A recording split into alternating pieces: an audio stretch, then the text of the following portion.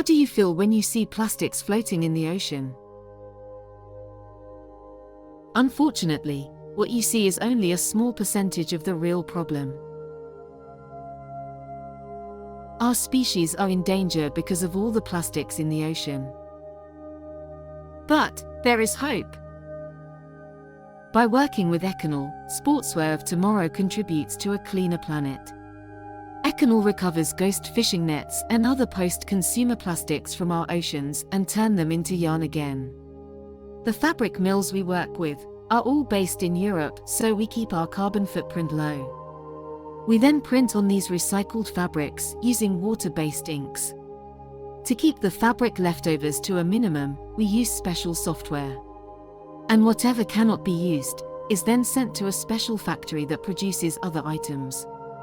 We are one of the only factories that has a zero-waste policy.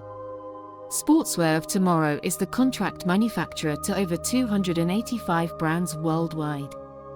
There are several ways to work with us.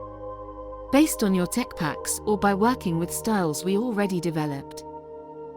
Invite you to set up a meeting with us to learn how we can help your brand become more sustainable, use our print-on-demand solution, dropshipping, and other innovative solutions.